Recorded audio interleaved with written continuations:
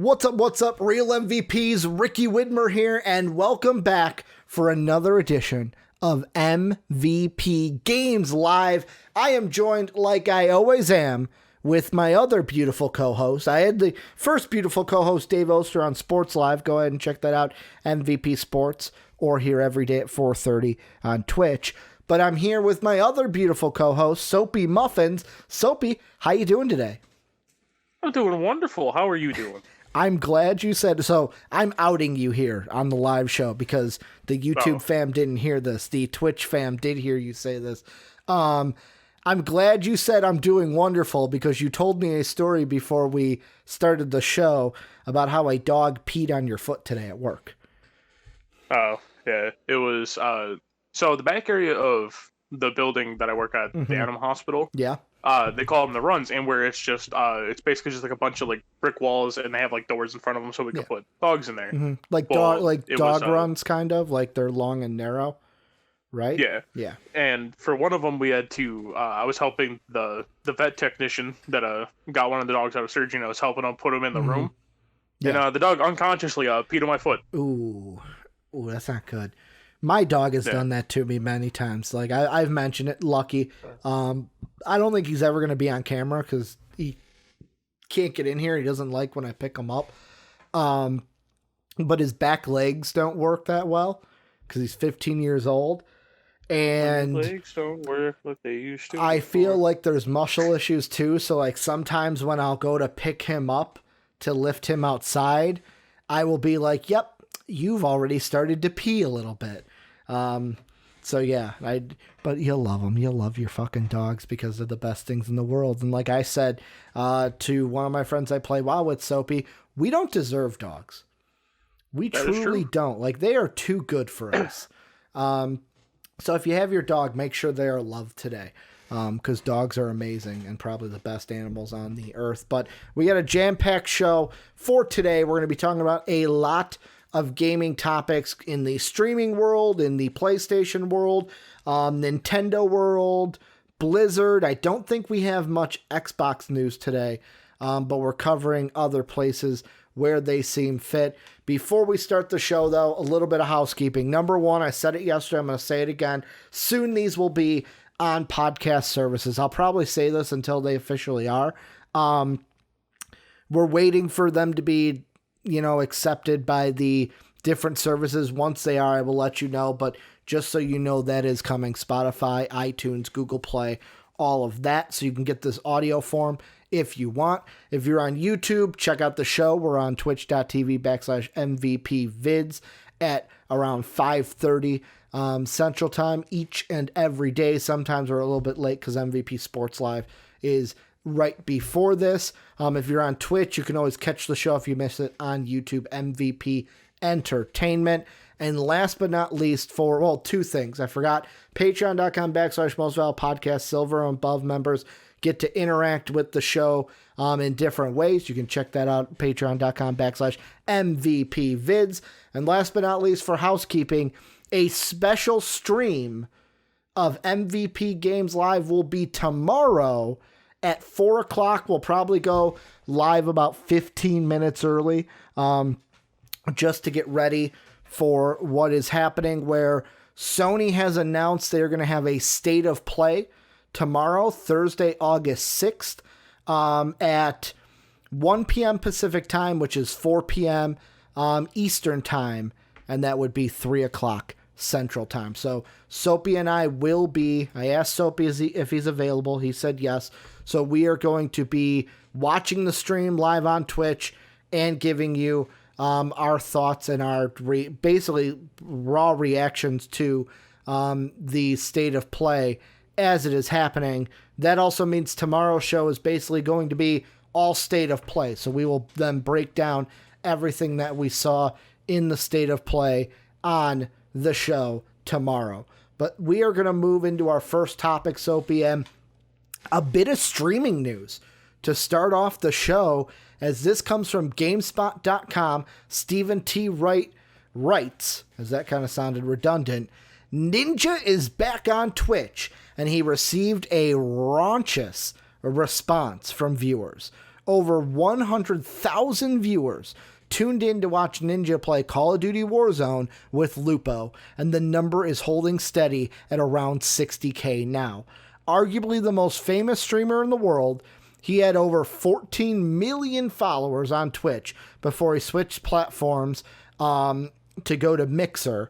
However, Microsoft announced the Mixer platform would be closed earlier this summer, triggering speculation as to what platform Ninja would stream next. They also have a tweet later in that Ninja also has streamed on YouTube just randomly. Got a huge response on YouTube as well. From @slasher Rob Breeslew, though, in this article, his tweet says, just as with Ninja's YouTube stream a few weeks back, today's Twitch stream was all on his own, and no deal has yet been made. Sources tell me both Ninja and Shroud are still negotiating between streaming platforms, with Twitch being the preferred choice, especially for Shroud. Soapy, I want to ask you to start the show, what are your thoughts on this? And does this mean that Ninja could be back on Twitch exclusively? Yeah, I think it was one of those things that when I first saw that you put this in there, I was like, oh, because the first time I saw Ninja stream ever since Mixer shut down was YouTube. So I'm like, okay, cool. My prediction's coming true. Ninja's going YouTube. Dr. Disrespect, no one knows where the hell he's going. Yeah. And then Shroud, I felt was going to go back to Twitch. And now since Ninja back on Mixer, I'm kind of, or not Mixer, on Twitch. I'm just kind of like, man, why can't I at least have one prediction go right? I mean, just because he's on Twitch, though, doesn't mean... I don't think this means he's going to be on Twitch, for sure, though. Yeah, I think it's one of those things that Twitch is probably going to be able to offer him a lot more money, though. Mm-hmm. Because Twitch is owned by Amazon. Mm-hmm. And... because I know YouTube's owned by Google. So basically it's two billionaire companies arguing over a guy with pink hair. So, but here's the other thing that I thought of, and maybe I'm insane for thinking this. Does Ninja have to choose? I know that by signing a deal, you get guaranteed money, we're going to pay you this much to be exclusive, but there's a part of me that put out there the idea in my head of, and now I'm putting it on the internet because that's how this works. I have an idea in my head. I say it out of my mouth into this microphone, and then you guys hear it live on the show. My idea was, is there a world where Ninja says, fuck it, I'm not picking. I'll stream wherever I want, when I want, because I'm just proving right now that I can drop in randomly anywhere I want and people will watch me. And the thing that was brought up when he was on YouTube was, I think this was the Joe Rogan podcast I heard this, or it might have been Philip DeFranco, where it's like Ninja can stream on Twitch, but then he makes that into a YouTube video and he just gets more revenue off of it. And I know that many different people have said you got to diversify your bonds. Wu-Tang Clan taught me that way back in the day on Chappelle's show. And this is how you diversify. I'm going to do videos on YouTube. I'm going to stream somewhere like Twitch, and I'm going to get two sources of income. But could there be a option where Ninja goes, I'm not making that deal again. I'm not getting locked into a deal again. I have the fan clout. and the fan support. I'm just going to stream wherever I want, when I want, and try to make that money my own way by either selling merch or selling a membership package on a website or something, kind of like Patreon. Could that be an option for Ninja to where he doesn't have to get locked into a deal if he doesn't want to? I think it's one of those things. I think it turns out if you do it that way, I think he makes a lot less money than he could. Yeah. And it's mostly because, for instance, Twitch and or YouTube could be like, no, we're not going to pay you to stream on here. We won't run ads for you. Mm-hmm. We won't do this. We won't do that. Companies can do that. Obviously, that'd be extremely scummy. That'd just be, just it would be, and I think... be a douche. I kind of feel like if they did that route, he could lawsuit them because he could basically say, well, I'm not breaking terms of service. Why is this person getting ads and I'm not? And I'm not doing anything wrong. Like, that's what he could play. That's the sticky game you play if you go that route, if you're Twitch or YouTube. Yeah, and I have to agree with JD in the Twitch chat of where if he gets offered another $30 million contract, I don't know many people in this world who would turn it down, and I think Ninja would do it as well. Like, I think Ninja would accept it, and it's mostly because it's like, dude, you're getting paid $30 million to sit in your house and stream, like, Fortnite or Warzone or whatever game you want to play. I think having that secure money, especially in such a volatile business like streaming, is something that a lot of people are going to look for. Because obviously, like, a lot of times people in streaming don't realize how volatile it actually is. Because one day you could have a super, like, amazing stream. Yeah. Next day, no one could show up. Yeah, and I mean, plus we've also seen all the, because there's the subsection on YouTube of all the videos with the Twitch drama that goes down. The stuff that went on with, oh, fuck, you and I have talked about what's her name? Alinity? Was that her name? Oh, the girl who spit vodka in her cat's mouth? Yeah, and then she also had to beg to get banned later. And then didn't she have a nip slip on her Twitch as well? Isn't that the same one? Where we had her drama, we had the drama with the Twitch, what was it, the Sensitivity Council or the Diversity Council? And there was there was one of them that was basically like, you can't touch me, I'm untouchable, and if you try to get at me, I'm gonna get you banned. Like that. And that doesn't necessarily play in with Ninja, but I feel like right now Ninja and Ninja for sure, Shroud maybe, are kind of playing a little game here where it's like, hey, you know what? I'm going to show you, hey, I can do just as well on the other competitor. And there's a part of me that if Ninja is going to choose a platform, I think Twitch should be that platform. And the only reason I say that, unless Twitch puts it in the contract that you can't take your stream and make a YouTube video of it later, there's just more revenue from streaming on Twitch, cutting that stream up, putting a shorter video on YouTube, and basically doubling your revenue. By getting revenue from the stream, you're making money off of Twitch from the contract, and then you're making money on YouTube from the videos. Now, would Twitch, and I'll ask you, would Twitch put it in there that, hey, if you're streaming on our platform, we're basically paying you enough to where we're going to block you from putting those streams and making videos on YouTube?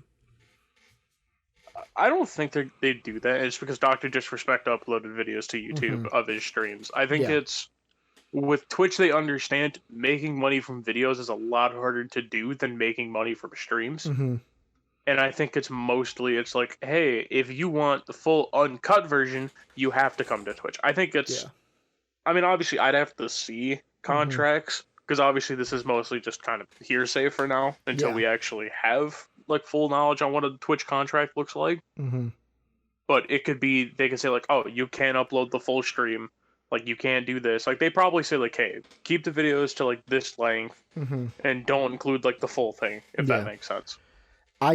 The other part of me thinks that Twitch is the one that has less to lose in this situation. I mean, both platforms have a lot to lose because Shroud and Ninja are so big, but there's a part of me that thinks that if Ninja comes back to Twitch, it's not that big of a win, where it's just like, okay, it's back to what it was. But like, if he goes over to YouTube, I think that's more of a win for YouTube than it would be for Twitch if he chose Twitch.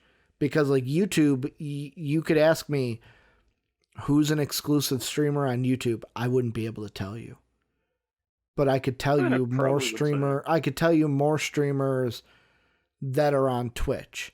Maybe that's because Twitch is my kind of go-to for streaming. I don't really check out YouTube streams. With YouTube, I'm basically watching the VODs that I go to in those individual channels. Maybe it's because I'm old and that's how I've been programmed, so I haven't really checked out YouTube gaming, but I couldn't tell you somebody that's on YouTube gaming, and I don't think any of them are to the level, obviously aren't to the level of where Ninja is, where I feel like Google and YouTube have to make a bigger play to get Ninja than Twitch does.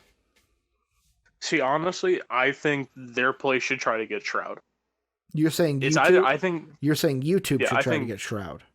Yeah, I think Okay. YouTube should try to. Obviously, I don't know the situation with Dr. Disrespect. I'd have to look more into it because I know he talked about streaming again, but I know he's not going to do it on Twitch because he still hasn't figured out. If I'm YouTube, I sign Dr. Disrespect in a hot second because he's successful. Now I know we don't know the exact of why he got banned, and maybe it's something to where thinking back, it's like, oh, well, if I known that, I wouldn't have said this. But unless it's something like really, really, really bad, I would sign Dr. Disrespect in a second if I'm or if I'm YouTube.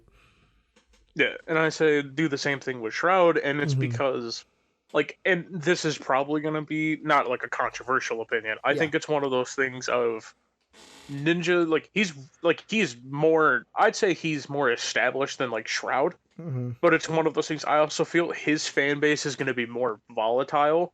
And what I mean by that is, like, it could change in a heartbeat. And it's mostly because a lot of people started watching him for Fortnite. Like, and I think it's one of those things, like, let's say Fortnite dies. How many people are still going to follow Ninja afterwards? But while, like, with Shroud, it's people follow Shroud because he's just good at every game he plays, no matter what he does. Yeah, I mean, I think Fortnite right now kind of has a little bit of WoW to it, where every MMORPG that comes out, like this Ash of Creation I'm hearing so much about, it's, oh, is this the next WoW killer? How many times have I heard that? Is this the next WoW killer? And for a while on Too Old to Game, you probably know this, Soapy, because you were watching along while we were recording those, but how many times did we come out and go, oh, is this the Fortnite killer? Is this the thing to end Fortnite? Eventually Fortnite will come to an end. All games kind of do. But then I say that and it's like, well, Call of Duty's been pumping out games forever. So I guess... And Team Fortress 2 had another resurgence of players, and that game's fucking 10 plus years old. Call of Duty, well, we're talking about a new Call of Duty for this year, so I guess games never do end and they live forever. But there's just a part of me that you're right, Ninja. I feel like that's why we're seeing Ninja like play Warzone on Twitch, because it's not just a, hey, this is what I mean for this platform. It's, hey, I can play other things too. I'm not just a one-trick pony, and I'm just Fortnite. Yeah, and I think that's one of the things that I think he's realized of, like, he's just kind of viewed as the Fortnite streamer. Yeah. And I think it's also, it probably doesn't help that for a while he was getting beat in views for Fortnite. Because there was I forgot what his name was. I didn't keep up with Fortnite streamers at all. Yeah. But there was for a time Ninja, like, when Ninja would stream, he'd be like number 2 or number 3. But like he basically would get ratioed by other people. And it would be people that, like, he used to play the game with. So I think it's one of those things he's kind of realized of, like, hey, I'm going to make a hot guess because I had to Google this, but after seeing the name, I remember a lot of my students that I have taught bring this streamer up. Was it Tfue?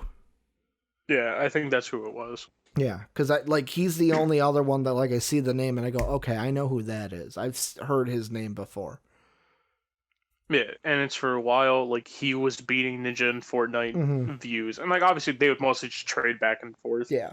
Because it would mostly just depend. But, like, I think he's kind of realized of, like, okay, I'm not the only top dog in Fortnite anymore. Because before it was just hands down, it was Ninja. Hands down. Because he was the first and the most successful. Yeah, because it's the same thing with how like Dr. Disrespect was like the biggest PUBG streamer, and like no, I mean obviously no one ever really competed with Dr. Disrespect on that. And then they started playing I Am Bread. Yep, and then everyone started loving them because everyone loves watching people break controllers in I Am Bread. Yeah, I think this will be interesting where it goes. I just wanted to mention it at the top of the show because it is big for not systems this time. We're talking about streaming, which is a huge part of our gaming community. But I want to move on into our second topic. I mentioned it during the housekeeping. I'll say it again. Tomorrow, Thursday, August 6th, State of Play, Sony. They're going to have a State of Play that's going to be about 40 plus minutes. Updates on upcoming PS4 and PSVR titles. And the thing that people don't know is exactly what is going to be announced. We know for sure that nothing from the PS5 is going to be mentioned. Nothing for PS5 will be mentioned. PlayStation in its blog says it's been a while, but State of Play returns this Thursday with a focus on third-party published games coming to PS4 and PSVR. We'll have a few PS5 game updates on third-party and indie titles you just saw in June's PS5 showcase. And the thing I'm thinking is they say like, oh, third-party and indie. The thing that people are throwing out there, though, is what exactly could we see? What games could be out there? And I've got kind of a couple for you, Soapy. So some of the games that people are throwing out is, are we going to get the extended trailer that we were going to see, or the actual first trailer for Resident Evil 8? We saw it at the PS5 showcase where they showed Village. But are we going to see the trailer that they said we were going to be getting in August? Is that coming now? Other games include Final Fantasy 16. I've seen people throw out there. I've also seen, I'm looking here, Silent Hill reboot, Final Fantasy 16, revivals for Ape Escape and SOCOM, and then the next God of War game as well. The thing I want to ask you about this State of Play, because obviously we don't know what's coming, but the one thing I think we can kind of talk about is, do you think this is going to be a State of Play that rocks our socks? Or is this just going to be, when we're done with it, like, oh, that was kind of underwhelming? I think it's going to fall somewhere in the middle. And also, I do have one question. Go isn't ahead. God of War, isn't it like that a first party one? Because isn't that just an exclusive? Like, third party would be like, it can be on both. Yeah, the article I was looking at was a UK article. And those were some of the games that they mentioned. But like I said, the PS blog said third party and indie titles. So maybe we don't see that. Yeah, that was just the only question I really had about that. I think we could also probably see stuff about Hitman. I think that may be coming. If SOCOM comes back, oh boy, do I remember my childhood of playing SOCOM and how I sucked at it, but I liked it. Yeah. I remember, but I'm going to cut you off real quick. The thing I remember most about SOCOM is I had one for the PS2. And that was when, like, microphones and stuff and, like, playing online was very, like, intro. Where, like, if you had the fat PS2, you needed an extra adapter to plug your DSL line in. But if you had the flat one, you could plug it right in and play online. And I remember that in order to play that game, you had to go out and get, like, the PlayStation microphone so that you could talk to your team while you were doing the missions. Yeah. But yeah, I think there's going to be some big ones, some that it's going to kind of be like why are we getting that? Like, why do we need to see that right now? I mean, if they're going to go for any games that may kind of be big, I mean, fuck, who knows? Maybe we get another Little Big Planet. Who knows? But Like, I don't think wouldn't something that be like a God of War. PS5 game though? Wouldn't Little Big Planet be PS5? Or I mean, I I guess don't Last of know. Us 2 was PS4. Yeah, I have no idea. It's with when Hmm. they say third party and indie, Yeah. that kind of makes it hard because it's like, what are we just gonna see gameplay for games that we already know are coming out? Yeah, and that's kind of the thing I worry. Like there was a state of play that we did, I think, like over a year ago, for Too Old to Game. And I remember watching it. It was the one that started off with Iron Man VR footage. And it's like, am I excited about that? Yeah. Am I gonna buy a PSVR? No. Um, and that's the thing I'm worried about for tomorrow is I'm worried that it's going to be underwhelming, and I want there to be something that rocks my socks. Like when I saw Resident Evil 8 being like tossed around, I'm like, fuck yeah, give me that, because I remember when I saw, and I've even got a stat check or fact check myself to make sure. Yeah, so Resident Evil 8 is Village, because they did the weird thing with the weird thing, but the cool thing with the Roman numerals, where it's VILL, the lines and the V are all golden, but then the two dots Oh, are kind of like the L. So it's Resident Evil 8, but it's Village. Um, we had a trailer for that, but now people are like, are we gonna get that extra trailer that they said is coming in August? That's the game I'm most hyped for too, because I loved Resident Evil 7. I didn't play Resident Evil 7, but I watched Markiplier play Resident Evil 7.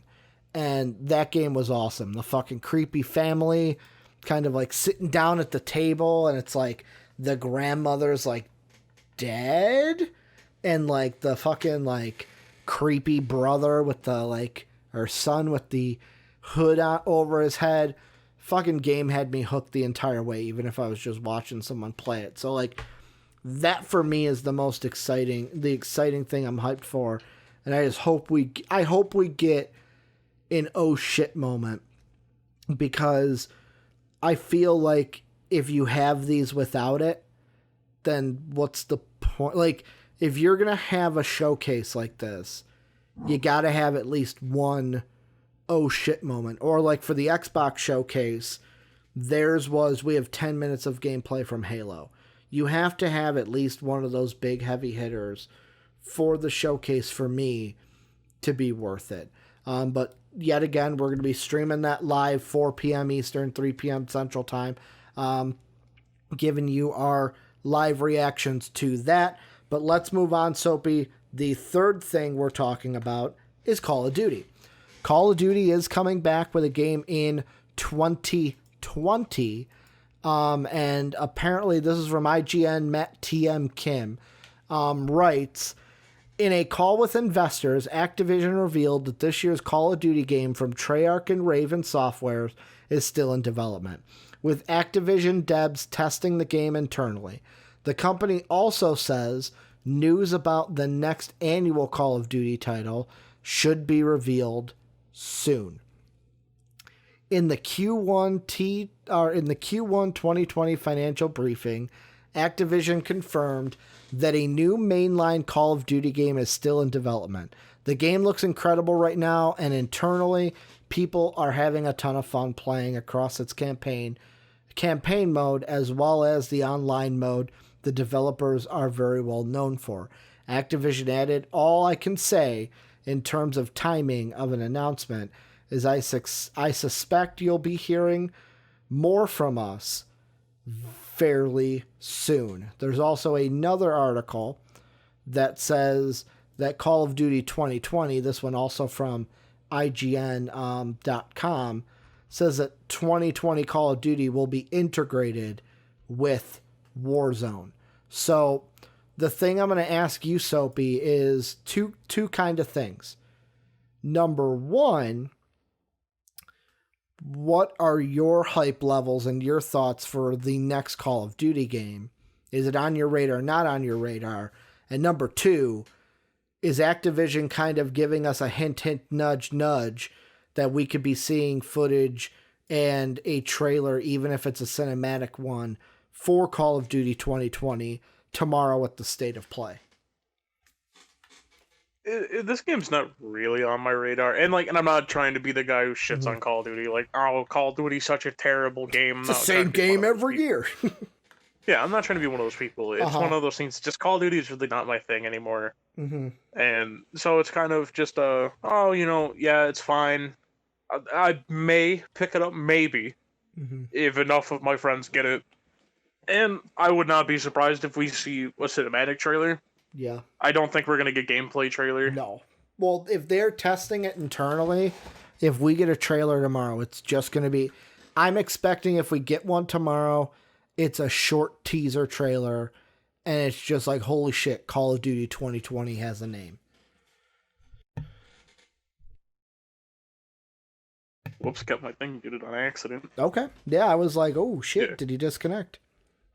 No, it's just I'm dumb and kept hitting the wrong button. You're fine. But yeah, I don't know exactly what it's going to be named. Because while you were talking, I had to look up who Raven Software was. Yep. And it's just they've basically just helped with Call of Duty games. Yeah. Because over half their catalog is Call of Duty. The big one is Treyarch. Treyarch's the big one in that sense. Yeah.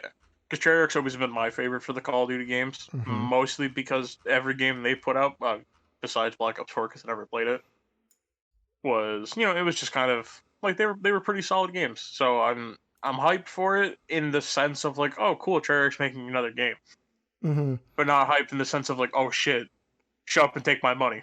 Yeah, the ones that Treyarch has put out. I didn't play Call of Duty 3 because we had mentioned, I think on yesterday's show. I didn't get in until Call of Duty 4 Modern Warfare. But the Treyarch Call of Duty games have been World at War, which was the Call of Duty game that integrated us and gave us the first edition of Nazi Zombies. Black Ops, which was a great game, and the ending was one of the best that I've ever played. Black Ops 2 was the rest were just Black Ops 2, Black Ops 3, Black Ops 4. The thing I don't want this to be is I don't want this to be a Black Ops 5. I don't want it to just be we're doing Black Ops again, and this is what Treyarch is kind of known for, but at the same time, where could the Call of Duty franchise go that's different from what they've done? Because they've done the Modern Warfare thing a couple times now. They did the Infinite Warfare, the Advanced Warfare that kind of went into the future. I can't remember which one of those had the little jetpack jump that you had. It's I just hope it's not Black Ops 5. I hope that it's Treyarch is doing something new with a Call of Duty game that'll get me to go, oh, maybe I'll check out Call of Duty again. Because the only other thing I haven't mentioned is if they do what they did in 2017, where it's we're going back to World War I, we're going back to World War II, and we're revisiting an old war. Yeah, I think it's one of those things that right now World War I and World War II are just beaten to death. Yeah. And I didn't mind when they started going more into the futuristic stuff of where it just was okay, this just kind of feels really dumbed down Titanfall. Yeah. I don't not every single thing with futuristic warfare needs to be Titanfall, but just not without Titans. So I'm gonna ask a dumb question. I may have a dumb answer. Has Call of Duty ever done the Vietnam War? Yeah. Have they? That's what Black Ops 1 was. Okay. I thought because Black Ops 1 was the one with the flamethrower, right? Yeah. The flamethrower when you're in the... Okay. Because I was trying to think, I'm have we ever been in the Vietnam War? And I'm looking at... This is an article from Inverse.com that I pulled up. Take it as you may, because I've never heard of Inverse before. But they have an article that says Call of Duty 2020 could focus on the Vietnam War new leak claims. So They basically say former Kotaku news editor Jason Schreier teased over Twitter Tuesday. I don't know how long ago this was written.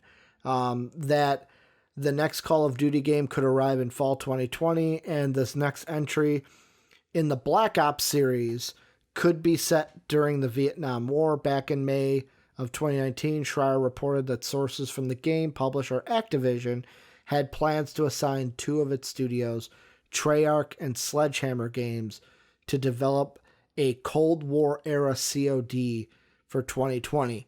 That would be interesting. What if we got, and maybe this is not unique, but maybe I'm like, maybe we haven't seen this. Could we get like maybe an original story that's about the Cold War between the US and Russia? Yeah, I think there's a chance for it, but I think it's also, since the Cold War was such a long time span, Yeah. it's like, do you cover the whole thing? Do you cover just a part of it? Because like that's kind of what Black Ops 1 was getting into. True. Good point. Because there were a few, because that's why you had the whole thing with Reznov and how it's like the Russians were involved in everything, which still confuses me how Reznov was alive during World War II and looked like an old man back then, and now he's just a slightly older man in Black Ops 1. That's besides the point. He got the super serum that Cap had. He never ages. Yeah, apparently. Yeah, he never ages. But go on with what you were saying. Yeah, I think it's one of those things of the Cold War. I think is an interesting era to cover because like I almost said the Gulf War, except we kind of already got that. Because with Call of Duty 4, that's kind of what was covered in that. Like obviously, it was a very different spin on the Cold War. And there's a video here that I'm looking at on one of the articles that's actually on our rundown sheet, Soapy. The IGN article that says Call of Duty 2020 will be integrated with Warzone. The video on that article says reports Call of Duty 2020 is called Black Ops Cold War. So maybe we're getting something in the Cold War, but we'll have to wait and see. There's a part of me that's like, tell us a different story. Like the Black Ops games were good, but it's like after 5, it's like, are we beating a dead horse at this point? And is it just going to be the same old, like, tired thing kind of a situation? Do you have any final thoughts on Call of Duty before we move on? I mean, honestly, the one thing that I was kind of wondering is with it being called Cold War, like, do they consider the current situation between America and China to kind of be like a Cold War? Maybe. Because if so, like, there could be something like that. Obviously, I don't know if they'd tackle that because that's a little too controversial. I wouldn't, because that would be influencing some things, and we have a president right now that's very influenceable. So I would not. It's gonna be huge. I wouldn't touch that with a 10-foot pole. Next thing we're moving on to is a little shorty. It's a shorty but a goodie, Soaps. Shorty G. I just wanted to give Riot Games some love. And the reason being, this is from The Verge. Jay Peters writes, Riot Games addresses industry burnout and crunch by giving employees a week off. And the article reads, Riot Games, developer of League of Legends and Valorant, will be giving employees the week of August 10th off to disconnect, recharge, reboot. The studio announced in a blog post published on Tuesday. And just the thing I wanted, like, the reason I wanted to give some, like, kudos, tap on the back to to Riot Games, is because burnout's a big thing. Whether it's in the gaming industry, for sure, because these developers are basically working on the game nonstop. They're putting in so much work, and it's not a typical 9-to-5 kind of job where it's like you're almost constantly having to put work in on these games. Plus you get the side of it, like I even think about Spider-Man. You have Insomniac Games develop Spider-Man. Then as soon as they're done, they come out and they go, oh man, I get to finally have the triumphs of this game and how good it is. Fans go, oh, when's Spider-Man 2 going to come out? Hey, go start working on that already. So I like the fact that Riot is giving their employees a week off, because I'll even relate it to us with MVP. The 2-month layoff, not layoff, but the 2-month break that we had was kind of very needed in our sense. So it's like kind of like a reminder to everyone out there that like take some time for yourself sometime. Don't just keep go, because if you do that, you're just going to work yourself into an early grave. Yeah, I think it's also, I think this is also kind of putting other companies in the gaming world on blast, because obviously, like, I don't want to sit here and like sound like I'm shit talking the company, but with CD Projekt Red, like they've been really infamous in the past for having a lot of crunch in their games, because like that's almost what half of The Witcher 3's development was. Yeah. And so I think it's a very good thing that a company, especially the size of Riot, like obviously Riot's not the biggest company in the world, but they also arguably have the biggest game in the world. Well, one of them. You're talking about least. League of Legends? That's the one you're referencing, right? And Valorant. Yeah. Like, obviously, Valorant's not as big as League. I mean, because League's been... It's up and coming still. Like, it's fairly new, though. Yeah, I mean, it's growing. I don't know if it'll ever reach the size of League, because... I think there was, like, a time for, like, 3 years where League was #1, no matter what, on Twitch. So, we'd have to see what that... But, like, I think it's good to see a company just saying, like, you know what? We'll give them a week. We'll let them kind of decompress, be around their family, you know, so they can kind of maybe also figure out, like, do I actually like doing this? Is this something I like to do? Because the whole thing is, a lot of times, it's you go in and you do something, and then you kind of do it for a while. You get into the rhythm, and then you have a moment to think about it, and you're just kind of like, you know, maybe I don't like this. Yeah, and I mean, go ahead before I go on into my long spiel. I don't know, I was going to say, like, I feel this also is kind of a way to not weed out, because I don't want to make this seem like this is like a power play from Riot, but like find the employees who are like who dedicated, don't want to do it anymore, who love doing it for the love of making games. Yeah, it's kind of separate the two of like the people who don't want to do it anymore and the people who love to do this. Well, like the thing I'll say, and this is kind of, this relates to the topic, but it's not really gaming, it's MVP itself. It's like, the reason why I brought this in too is I can relate to this. Because, so MVP, we started making videos, Dave and I, in, 2012? 8 years ago? And basically from that time until now, we have been making videos each and every week, but for at least the last I'm going to say at least the last 4 to 5 years, 5 to 6 years, that like my schedule personally was the same, where Monday I'd have the Primetime Podcast, Tuesday I'd have the Onside Kick, Wednesday would be an open day, Thursday we had we had another podcast I did, and then either Friday or Saturday for the fast break, and then Rick and Johnny on Sunday. And it was like, I did it, and it's like, I love doing it, never complained about it, but like, this past 2 months that I had off, where Dave and I basically went kind of 0 dark 30 on the YouTube front, it was exactly what you were talking about. It was like, I almost had the thought beforehand of like, am I going to take this month off? Because originally it was supposed to be a month, then it turned into 2 months with July.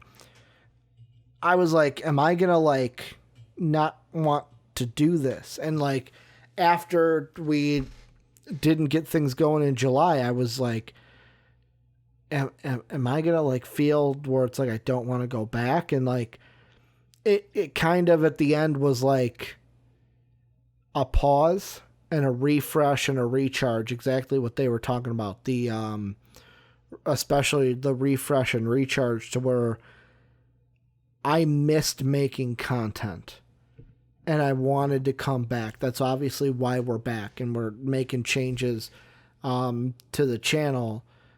And that's just basically where I leave this, is if you are feeling to where you are in a rut and you're just hitting your head against the wall doing the same thing, take a break. Take a little bit off. It doesn't have to be a month. Doesn't have to be 2 months. Hey, Valorant's just taking a week. Taking a week. Sometimes that's enough. Sometimes even a weekend is enough just to say, hey, I'm going to take this weekend just to be by myself or play with my dogs or be with my family. Just kind of a public service announcement that we might focus too much, and sometimes it's good just to take some time for ourselves. But let's move on, Soapy. The next thing we're going to talk about also from The Verge. This one from Nick Statt.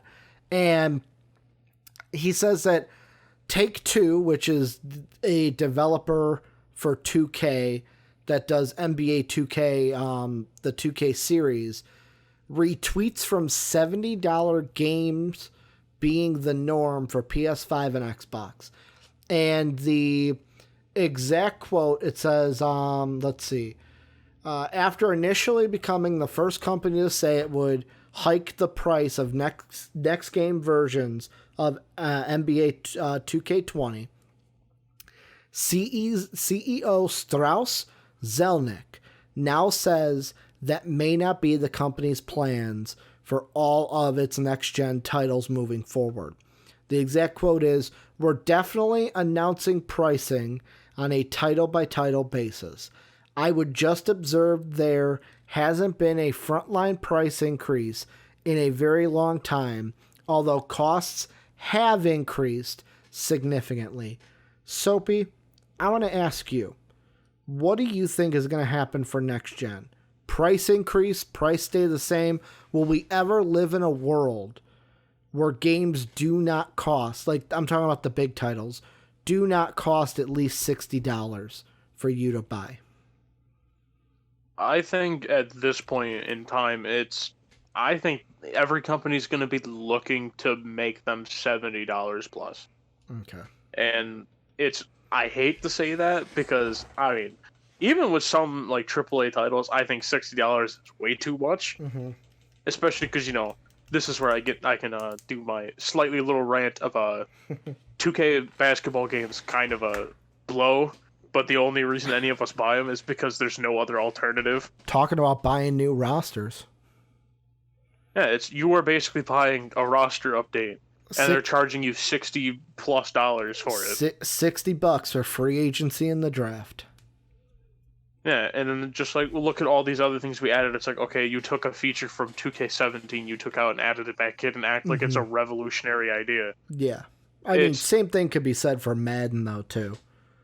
Yeah, I mean, sports games are just notorious for doing it in general, because it's every chance they get. It's, oh, look at this feature, and everyone's like, this has already been a thing before. Yeah, and especially just the thing that bothers me the most with Take-Two wanting to do it, I'm going to be brutally honest, the only things that I can't stand with when companies want to move the price up, like, I'm going to be brutally honest, if games like The Witcher 3 were $70, it'd still be worth it.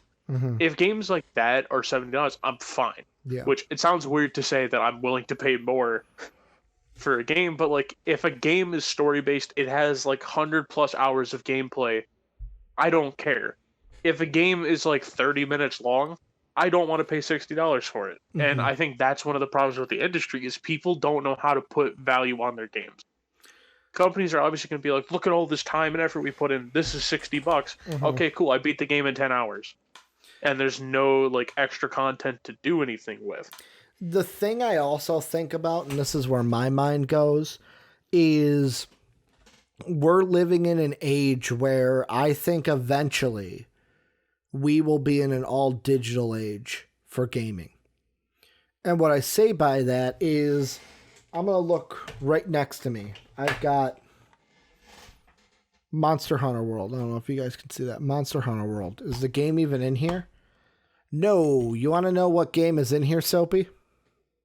What? I'll show everyone. Overwatch? Spider-Man. No, Overwatch is in my PlayStation. But this right here, what I am holding, will not be a norm a couple years down the line. And the reason why I say that is I feel like this alone, this plastic case, actually making a CD, all of this is just extra money wasted. And I don't like, there's a part of me right now at $60. That's the model I'm looking at. And I look at this case and I go, by not making this case, is that enough for me as a consumer to justify, hey, maybe that game should be 50? Like, the thing I kind of think is, if we're going to go all digital, I know collectors are going to be all up in arms because there are people that like I've got my games on my shelf and you could see the cases and I have that physical tangent kind of collection. But I just feel like if we're going to an all digital and we're not actually making a CD or making a case for the game, why should the price go up? Because in my mind as a business person, you're cutting costs by not making the case, so price should go down technically. I think as a consumer, why should I have to pay you more money for a game just because you're not making plastic? And I feel like that's going to also play into things. Do I ever think we'll be at the $50, $40 model? No. Just because business is greedy and games are going to get more and more expensive and inflation's going to kind of go into that. It also determines what the economy does because that's what business is like now. And right now, COVID's kind of fucking everything up because if people can't pay their mortgages right now, why do you think they can pay $70 for a game? So like many things play into this, but the main one I'm thinking is because we're going to be going more digital, that shouldn't mean the price of games go up unless what you're saying, the game is just that damn good and it deserves a $70 price tag. Yeah, I think it's also with the production of the discs and plastic. I honestly don't even think that really factors into it. Okay. I think it's like they probably do the $60 to be like, yeah, we do cover that. It's like you also probably can't tell me they don't have a warehouse of plastic cases. A warehouse, like, warehouse in China. I mean, just dude, anywhere. Mm-hmm. And it's one of those things of the reason I was saying like if it's a larger game of where it's like, oh hey, here's like if Red Dead 2 was $70, I still feel it's worth it. Mm-hmm. If Witcher 2 is $70, I still feel it's worth it. If games like that are $70, obviously, you know, those are really outlier examples because, you know, we know they're really good games. Yeah. And, like, it's just, if games have so much content that they can keep you around for that long, I'm fine with it being a little higher up. But obviously, it's, once again, understand, if your game sucks, be prepared for people to be extra critical because they paid extra. Yeah. Because that's why also, I've always been a believer in pre-ordering a game is basically being scammed. It's an investment, and 90% of the time, the investment doesn't match up to the price point. So you're saying I got scammed by pre-ordering Marvel Avengers today? No, I don't think, like, if it is a game that you know you want to play, and even that, like, you pre-ordered it because you get the beta. Yeah. The beta gives you a chance to. With games that don't give you a beta, I honestly say, don't pre-order the game. Yeah. Just buy it launch day. Well, and the other thing I think of that popped into my head just now is, so if we're going to go up to $70, and we're just assuming if companies go up to $70, does that mean deluxe editions are going to be over $100 now? Because, like, most deluxe editions are like, you've got what, $80 to $90? Like, what, since it's 70, are there going to be some deluxe editions that are like $100 on the dot instead of $99.99? It's what, $109.99? Like, is that also going to happen because these regular prices go up also? Yeah, I think something like that's going to happen. I mean, dude, hell, Ubisoft already does that. Mm-hmm. Before Assassin's Creed Odyssey even came out, there was a $110 version you could buy. Yeah. And, like, I feel if you're spending $110 on a Ubisoft game, Mm-hmm. you better be prepared to be let down. Yeah. Like, not even trying to just trash talk Ubisoft, but, like, they have a track record of, like, their games, they look super good, and then they come out and it's kind of like, was it worth it? Not really. The only game that was a PS4 game that I spent $100+ on was the Assassin's Creed Odyssey Gold Edition. I think it was the Gold Edition. And the reason why I spent the $100 there was because I wasn't just getting the game, I was getting all of the DLC also. So, like, that to me was like I'm going to basically play the DLC anyways. Why not buy it all now and spend, like, what was it? I saved, like, I think $15 to $20 or something like that. If I would have just bought all the DLC separately. So, like, that's a situation where it's like, okay, if I'm going to play the DLCs and save a little bit of money, I can spend that $100 now, but it's all case by case anyways. Yeah, and I think with Ultimate Editions and like Deluxe Editions, Gold Editions, yeah, and with all that fun stuff, it's just kind of, I've always viewed it as, okay, like, was it announced before the game came out? Like, are there going to be like a lot of DLCs? Because, like, for instance, I think if someone bought, I think Red Dead 2 had a $100 edition. If someone bought that, I'd be brutally honest, I feel like they got ripped off. Yeah. Because Red Dead 2, which is something we're talking about later, I don't think they have plans to drop DLC for it. Okay. So it's, you spend $100 on the base game, which, don't get me wrong, I still kind of feel it's worth it. But I'm not spending $100 to play Red Dead 2 and then shitty Red Dead Online. And did I do that? Did that edition, was that the one that came with the map? I don't know. Okay. I feel like I might have done that. I don't know if I did. For Red Dead 2. But we're going to pivot and move on into our next topic, Soapy. We're talking about Blizzard Entertainment, in an article from PC Gamer coming from Andy Chalk. And it's basically BlizzCon confirms that a digital BlizzCon will happen early next year. The exact quote from J. Allen Breck, Blizzard president, says this: "We are planning on channeling the spirit of BlizzCon into a virtual event in the early part of next year." He said this during a calls Q&A for the second quarter earnings call for Activision. "We're really fortunate to have a passionate and engaged community that's really looking forward to what we're creating and what we're working on, and we're looking forward to sharing what the teams have been working on for that event.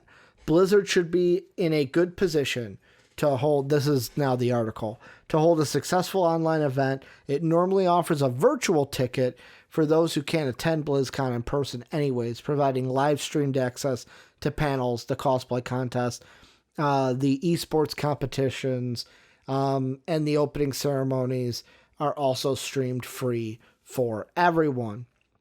So, Soapy, I'm going to ask you, when do you think this will happen in 2021? And what do you think this means for Blizzard titles that we've already thought were going to be announced at BlizzCon in 2020? I think I would probably say I think they go for January or February, like just try to get it out of the way right away. Yeah. Mostly because I think, if I remember correctly, most companies don't do like January, February, like cons or anything, because since everything's still like so up in the air about like how far in a dev cycle is a game or something. Yeah. Plus, I don't mean to cut you off. Plus, in January, you're coming off of the dead time, which is the fourth quarter end of the year, where kind of the last 2 years of the year, everything kind of like news basically just fucking stops for a while because everyone's on vacation and shit. Yeah. Well, it's like everyone's on vacation, everyone's kind of preoccupied with what they got for Christmas or Hanukkah or Kwanzaa or whatever holiday you celebrate. Mm-hmm. You know, and it's one of those things of, I think, getting out of the year early, obviously, because I think if I also had to make a prediction for what gets announced, I think when Overwatch 2 comes out, I think that's something that gets announced. Do we get gameplay, or is it just a cinematic trailer? Probably a cinematic trailer. Okay. Because Blizzard loves cinematic trailers. They've said it's coming, but they haven't told us, like, we haven't seen anything about it. Yeah, it's basically all we know is that it's coming, and everyone's like, okay, when? And they're just like, nope, we ain't telling you. So, I'm also going to make some predictions for BlizzCon. I agree with you. I do it in January if I'm Alan Breck. And the reason why is this. There's a game I've been excited for, right? Called Shadowlands. And right now, WoW Shadowlands does not have a date. Doesn't have a date at all. And there's a part of me that feels like because of COVID,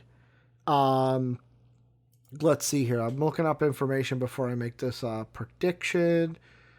So it was announced that and made available for pre-order on November 1st of last year. And it was scheduled for a 2020 release. But we still haven't seen anything from it. What I kind of do, if I'm WoW right now, and if I'm Blizzard, is nothing's announced.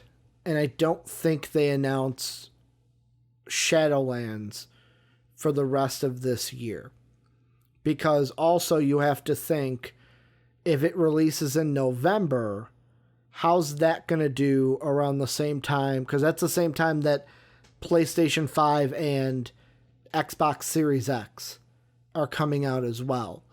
And the thing I would do if I was Blizzard is I would have BlizzCon in January. If I'm the WoW team, I open up the WoW press conference with a trailer. And it's a Shadowlands trailer. It's a new Shadowlands trailer that we haven't seen. But you know what it says at the end of it? Release date? Available, and I would make it available end of April. So like April 25th, 2021. And part of me says it's like, why make us wait longer for it? But at the same time, there's a part of me that's like, release it at the end of April, because that's when, if there are school years this year, schools are going to be over, and summer is when people have more time to play games.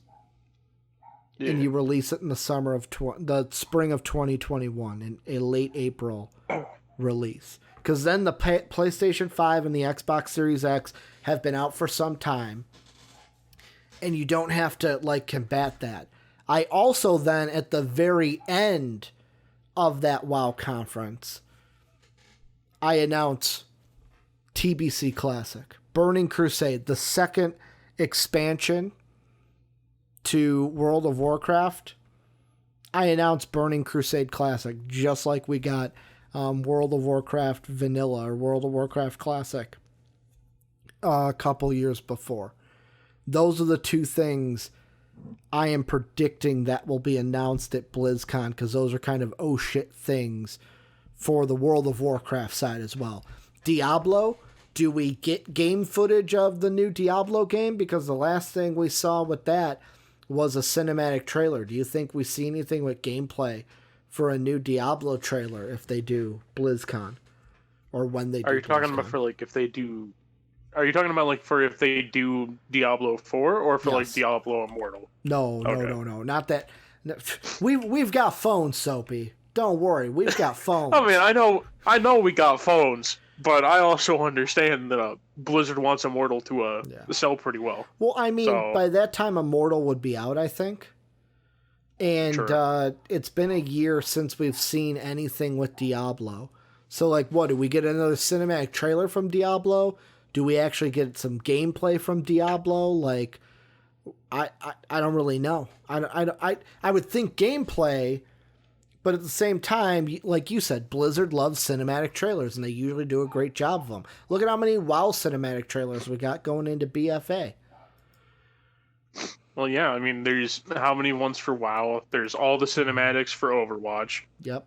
Like, it's all the ones for StarCraft, all of them for every single Blizzard game. It's like, all right, I understand you guys probably have your budget 50% of it goes to the cinematic team. Yeah. And the other half goes to everyone else. They fucking earn it, though. I will say, those cinematic teams, they earn their money. Yeah, because they're basically like Pixar movies. Basically, and they're fucking amazing as well. Yeah, but I think we probably see some stuff about Diablo. I think there may be a chance we see something about a StarCraft 4. Mm-hmm. Maybe. Okay. I also don't know, because I don't keep up with StarCraft. Yeah. We may see stuff about Heroes of the Storm. It's basically just, we may probably hear about just a lot of the titles they already have out. Because I don't know if Blizzard's putting out a lot. The big three, though, are WoW, Diablo, and Overwatch. Yeah. Those are the big three, and I expect those to be, like you said, Overwatch 2, Shadowlands, I said, Burning Crusade Classic, I said, and then Diablo 4. Those will be the big ones, but let's move on. I'm going to give you some time to talk, Soapy. I'm going to give you some time to gush. Red Dead Redemption, almost said Red Dead Revolver, which is a different game. Red Dead Redemption 2 has some online updates coming. And this was, or have already came. So August 4th, new legendary alligators, naturalist bonuses, and more. So this week, players can obtain 50% bonus from RDO money and Roll XP for the following legendary animals, Tika Gator and Sun Gator. New legendary animals have been added to the game, including the legendary Tika Gator and the legendary Sun Gator. Sample and slay the legendary creatures to obtain the following: animal field guide information, Tika Coat Sun Coat, O'Quinn hat, and a Hellsby gloves. Players who bring the Tika and Sun Gators to Gus's store will be available to craft the Tea-Coat cloak or Tea-Coat and the Sun Coat, and will gain the following as a bonus: the Corchado poncho. There's also a bunch of new items that they're adding. There's discounts that they're adding. What are your thoughts on the updates that Red Dead Redemption 2, the online updates that it's getting? Well, I mean, at least with the naturalist, it's been okay from what I've seen. I haven't had the time to get on, mostly because Red Dead Online servers are not good. So, as you would say, they are what? Poo-poo. They are poo-poo. Yeah, they're not very good right now. I've tried to log in for like 2 days and I haven't been able to, so that's fun. But from what I've seen, it's this update kind of, and I don't want to be super negative about something I haven't played yet. This just kind of seems like why are we getting this update? Like, why is this a thing? It's okay. Like, it's okay though to say that it doesn't get your jimmies going. That is true. As you said, I think it was on the test. This doesn't get my jimmies going. Yep, I say it all the time. Doesn't get the jimmies going. Doesn't get your jimmies. It doesn't get those jimmies all in a bunch. Yeah, it's from what I've seen. It's just kind of like, okay, you're not addressing the main issue that people have of we want to make money. Yeah. Everything in Red Dead Online costs so much money, and you get paid like $10 to do anything. Mm-hmm. It's like, give us a way to make big amounts of money really quickly. Like, obviously, yeah, there's the people who are going to be like, but just do the trading. Like, wow, yeah, I don't want to have to wait 4 hours to get $500. And that's also trading. Like, it's annoying. I think they're not addressing the issues that the online has Mm-hmm. of, like I said, not being able to get enough money. It's we don't want more clothes in the game, Mm-hmm. but that's basically all we're getting. It's like Cosmetics is what you're getting. Yeah, it almost feels like we're getting the shit end of the stick with between like the GTA 5 and the Red Dead Online updates, because like GTA 5 they're getting whole new features, they're getting new things to do. Us, we're like, we can go stare at a bird for 5 minutes and get some XP, and GTA 5 is like, oh hey, you can own a business now. Mm-hmm. It's like, okay, maybe one's maybe just a little bit being shown a little, too much favoritism, but that's a different argument for a different day, I think. But like I said, it adds things in that are nice. Like they finally added the mercy killing for animals, so you don't have to sit next to a deer while it's bleeding out and feel really bad because it's screaming the whole time. Yeah. But it's just, I think, with them adding the legendary animals, it's like, okay, it's cool, I guess, but like I said, it's not something that people want. Like, we want to be able to rob trains. We want to be able to do Wild West stuff. I don't want to sit here and feel like I'm... Isn't robbing trains like one of the biggest selling points of being a cowboy in Red Dead Redemption? Yeah. Or shouldn't it be? Yeah.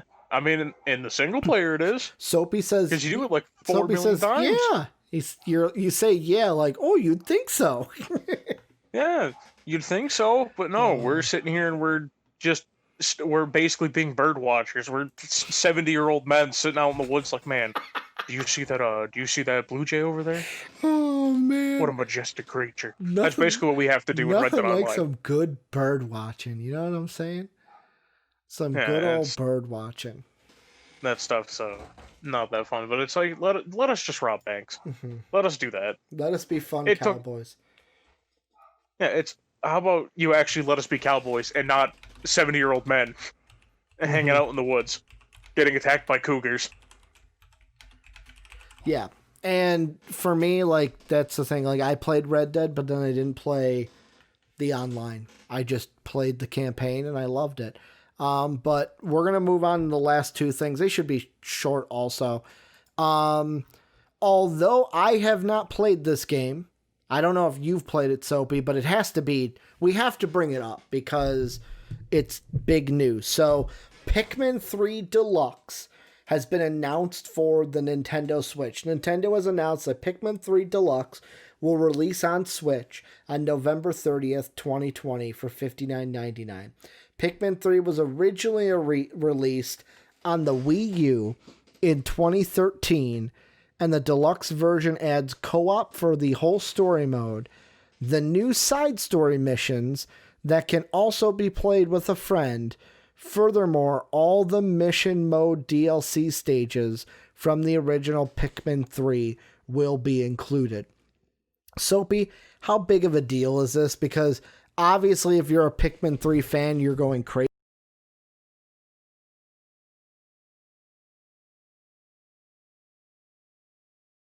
Nope. Did my microphone unplug? Can you hear me? Yeah. Okay, my microphone unplugged. So that's great. While I'm trying to move my boom live on the show, my microphone unplugged. So that's why you couldn't hear me for a second. But obviously, what I was saying is, obviously, if you're a Pikmin 3 fan, you're excited about this. But for me, as someone who hasn't played Pikmin 3, it's kind of like how big of a deal is this for you, Pikmin 3 coming over to the Switch? And should Pikmin 3 fans be really happy? I think they are probably really happy. I think I only played one Pikmin game. I don't really think I played that many of them. It just wasn't a game that intrigued me, I'll be honest. Yeah, I mean, I'm A-okay with it coming over, because obviously, you're introducing it to a new set of fans. You're introducing it to a new collection of people that may or may not end up liking it. I think it's a fantastic thing to do. Obviously, it's already a Nintendo game. Nintendo has the right to do it. No one's going to be like, no, you can't do that. Oh, no one's going to do that. I love that voice you do, because it makes me sound, it reminds me of like the dumb, crazy voices that like Ego Raptor would do. Like in his like Pokemon videos, and I fucking love it. Yeah, that's basically where all my humor comes from. I'm a weird mixture of a JonTron and Ego Raptor. Fucking love it. Fucking love it. If you haven't seen JonTron's video on Steven Seagal, go check that out. It's a good one. Dude, I love that video. But back to the Pikmin thing. Yeah. Yeah, I guess I can say I'm excited for it. Mm-hmm.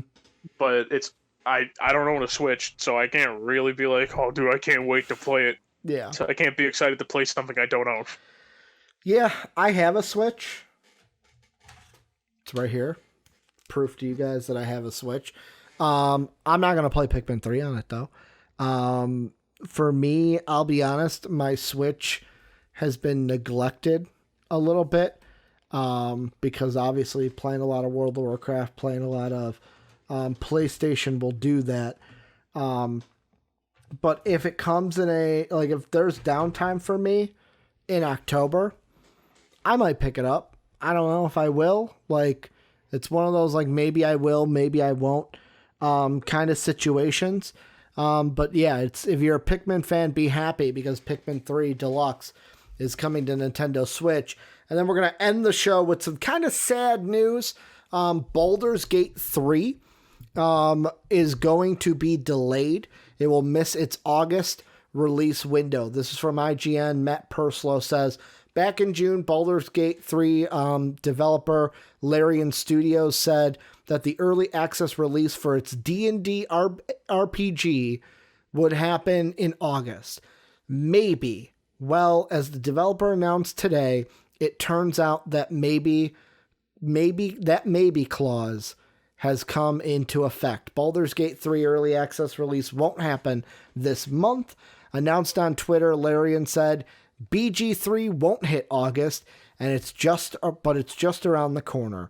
The studio does have a release date set, though, and will reveal it as part of the Panel from Hell, which takes place at 10 p.m. Pacific on August 18th. Larian boss Sven Vidnick will be joined by his team and Jeff Kingsley to deliver the news. So they're basically going to have the launch reveal date on August 18th, which will be 2 weeks from yesterday. So it'll be a week from this upcoming Tuesday, the 18th. They're going to announce the launch date. Does this just mean they're postponing it until September? Do you think we get like a September launch date because maybe they needed an extra month to finish the game? Yeah, I think that may be a very likely cause of it. But at the same time, I kind of like it whenever companies kind of realize, like, okay, the game's not going to be what we want it to be by this time. Let's push back the date. Obviously, some companies have more leeway than others. Like, obviously, if it's more of an independent company, they're allowed to be like, oh, hey, this isn't going the way we want it to. Let's move it back. Because, like, that happened with Cyberpunk. Yeah. Cyberpunk's been moved back, like, 800 times already. Mm-hmm. And I don't expect this to be the last pushback of games like that. Thanks, so Obama. Thanks, Obunga. But I'm happy. Like, obviously, you know, I'm sad for. I think Baldur's Gate's only a PC game, so obviously PC I don't have Stadia. Wow. PC and the Stadia. Wow, man, what a fucking what a duo. Yeah, a good one and a bad one. Microsoft Windows and Stadia is what it will release on. Yeah, I'm not super into. I mean, obviously, if I had a PC, I'd probably play it because it's D&D stuff. And I'm intrigued. D&D stuff is. I've been getting into the D&D obviously because of you. So, like, I'm intrigued to check it out.